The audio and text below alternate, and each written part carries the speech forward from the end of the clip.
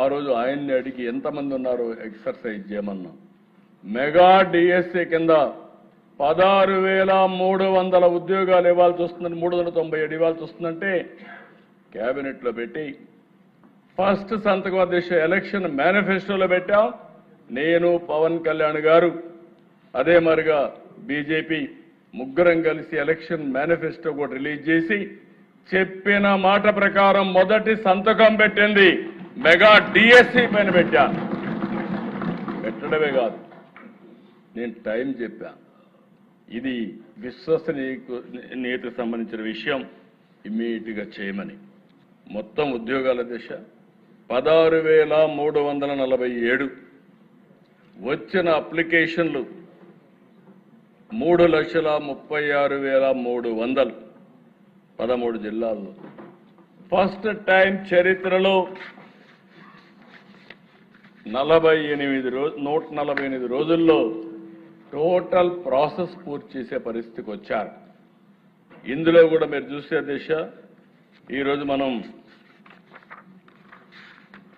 మొత్తం ఇవన్నీ కూడా మీరు చూసినప్పుడు టెస్టులు కూడా ఆ ప్రాసెస్ అంతా కూడా ఇప్పుడే మినిస్టర్ గారే చూపించారు కాబట్టి నేను ఆ డీటెయిల్స్ పోవడం లేదు. ఎవ్రీ ప్రొసీజర్ ట్రాన్స్పరెంట్గా, ఎక్కడా ఎలాంటి అవకతవకలకు స్కోప్ లేకుండా చాలా చెక్స్ అండ్ బ్యాలెన్సెస్ పెట్టి పర్ఫెక్ట్గా చేశారు అధ్యక్ష.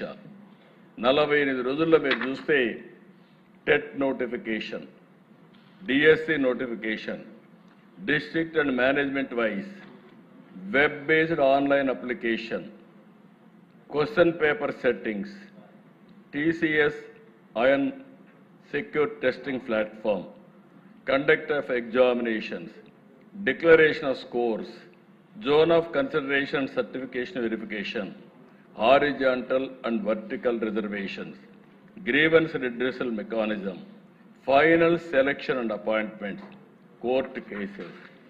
ఇవన్నీ కూడా మీరు ఒకసారి చూస్తే ఫైనల్గా మీరు చూసే సెలక్షన్ ప్రాసెస్ అన్నీ చేసి మళ్ళీ ఏమాత్రం అశ్రద్ధ ఉండకూడదని నేరుగా ఈ సెలెక్ట్ అయిన అందరినీ అమరావతికి పిలిచి వాళ్ళందరి యొక్క విషయాలు తెలుసుకొని వాళ్ళ కుటుంబ సభ్యులతో సహా ఆ రోజు సన్మానం చేసి పంపించి ఒక నమ్మకాన్ని కలిగించిన ప్రభుత్వం ఈ ఎన్డీఏ ప్రభుత్వం అని చెప్పి కూడా నేను మీకు తెలియజేస్తున్నాను అధ్యక్ష. ఈ ప్రాసెస్లో కూడా మీరు చూస్తే అధ్యక్ష క్వశ్చన్ పేపర్ ఒక్క సెట్టింగ్ చెప్తాను. 89 టెస్ట్ సెషన్స్, 13 సబ్జెక్టులు, 67 టైప్ ఆఫ్ పోస్టులు, 24 రోజుల్లో 42,000 క్వశ్చన్స్ సెలెక్ట్ చేశారు. అందులో కూడా మీరు చూస్తే ఆ క్వశ్చన్ పేపర్స్ అన్ని సెలెక్ట్ చేసిన తర్వాత ఏ విధంగా పెట్టాలనో బెస్ట్ సిస్టమ్ ఎస్టాబ్లిష్ చేశారు. ప్రీ ఎగ్జామ్ కానీ, డ్యూరింగ్ ఎగ్జామ్ కానీ, పోస్ట్ ఎగ్జామ్ కానీ ఎక్కడ జీరో టాలరెన్స్ కింద, జీరో కాంప్రమైజ్ కింద ముందుకు పోయే పరిస్థితికి వచ్చారు. 154 సెంటర్లో పరీక్షలు జరిగాయి.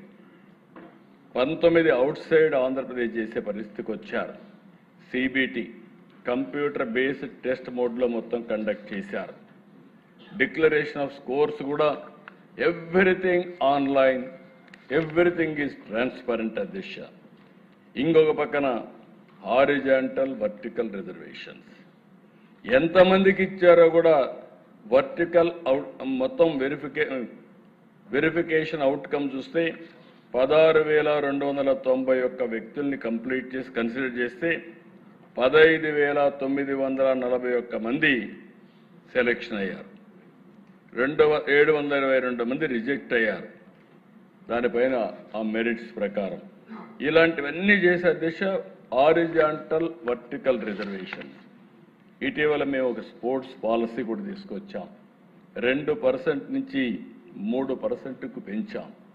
టోటల్గా మీరు చూస్తే దిశ 1-2 కాదు, 33,830 క్వరీస్ వచ్చాయి, సందేహాలు వచ్చాయి, ఫిర్యాదులు వచ్చాయి, అన్నిటికీ ఆన్సర్ చేశారు. ఇంకొక పక్కన మీరు చూస్తే ఈ జోనల్ లెవెల్లో కూడా 3 లెవెల్లో zonal level committee, state level committee, final appellant authority ఇలాంటి అన్ని పెట్టుకొని మొత్తం అన్ని కూడా అడ్రస్ చేసే పరిస్థితికి వచ్చారు.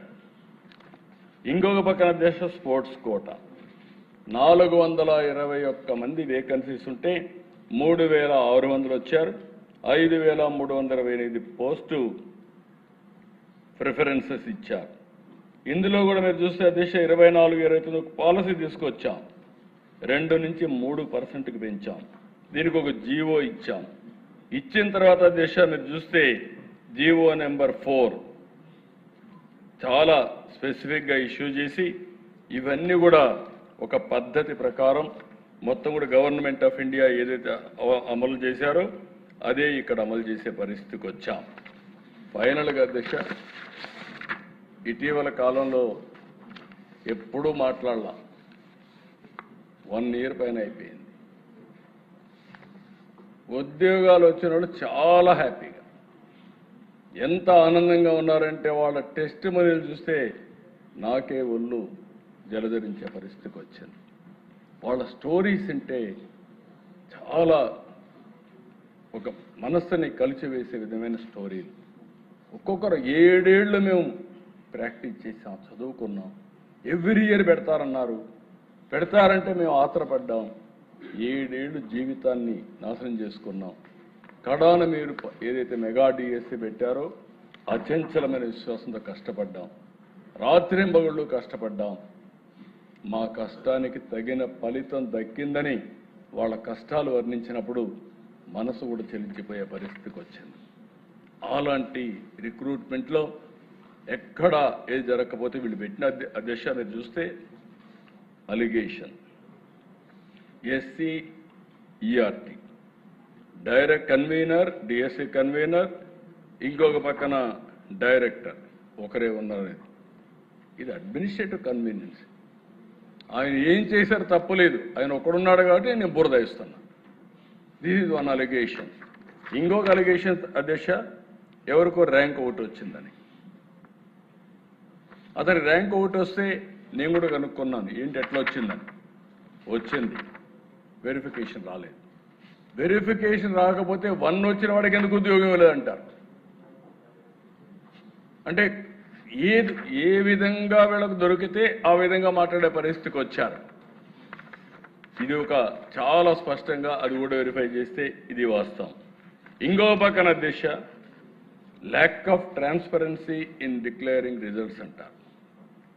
మొత్తం మీరు రిజల్ట్స్ చూస్తే ఎప్పటికప్పుడు మెరిట్ కమ్ రోస్టర్ లిస్టులన్నీ కూడా డిస్ప్లే చేయడం, కలెక్టర్స్కి వాళ్ళు కూడా నోటీస్ బోర్డులో పెట్టడం, ఆన్లైన్లో ఇప్పటికి కూడా ఏ రోజు ఏం జరిగిందో total process is online beginning to ending. దీనికంటే ట్రాన్స్పరెన్సీ ఏం కావాలి అధ్యక్ష? నేను మిగిలిన విషయాలు ఉన్నాయి, ఆ విషయాలు ఇప్పుడు మహాడక్కర్లే, తర్వాత మహాడుకోవచ్చు. కానీ ఇక్కడ జరిగిన విధానం చాలా ముఖ్యం అధ్యక్ష. ఇంకొక పక్కన అధ్యక్ష audio recording DSC sports quota జరిగింది. ఎవడో మహాడుకుంటున్నాడు. వాళ్ళపైన స్పోర్ట్స్ కౌన్సిలే అథారిటీని కేసు పెట్టారు, అరెస్ట్ చేశారు. అరెస్ట్ పెడితే బెయిల్లో వచ్చాడు. ఈ ప్రభుత్వం ఎవరిని ఉపేక్షించాం.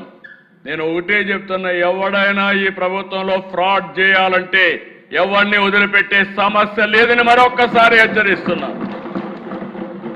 ఇంకొక పక్కన దేశ ఒక ఐఏఎస్ ఆఫీసర్ ఈ ప్రభుత్వంలో పనిచేస్తాడు, ఇష్టానుసారంగా మాట్లాడతాడు. ఒకే క్యాస్ట్కు ఉద్యోగాలు ఇచ్చారంటాడు. అజం ఏమైనా చెప్పినా పర్వాలేదు అనుకుంటున్నాడు.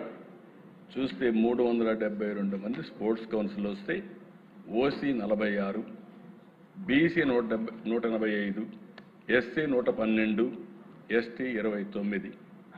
ఒక మాజీ మంత్రి ఇష్టానుసారంగా గేమ్స్ అంటే తెలియదు, ఆయన చెప్పేది ప్లే కార్డ్ గేమ్స్ ఆడినోళ్ళు కూడా ఇచ్చారంట. ఇది నేను ఇచ్చేది కాదు. Government of India A sports ఆ స్పోర్ట్స్ అంతా చెప్పారు. 65 స్పోర్ట్స్ కేటగిరీస్ కింద గవర్నమెంట్ ఆఫ్ ఇండియా 2024లో నోటిఫై చేశారు. ఆ నోటిఫికేషన్నే ఈ ప్రభుత్వం ఫాలో అయింది తప్ప డీవియేషన్ 0 అని చెప్పి కూడా నేను మీకు తెలియజేస్తున్నా. అంటే నోరుందని ఏదంటే పారేయను, ఇష్టానుసారంగా మాట్లాడడం. మనం ఏదైనా కానీ మాట్లాడితే అడ్డంగా మాట్లాడే పరిస్థితికి వచ్చారు. ఒకటి కాదు అధ్యక్ష, 336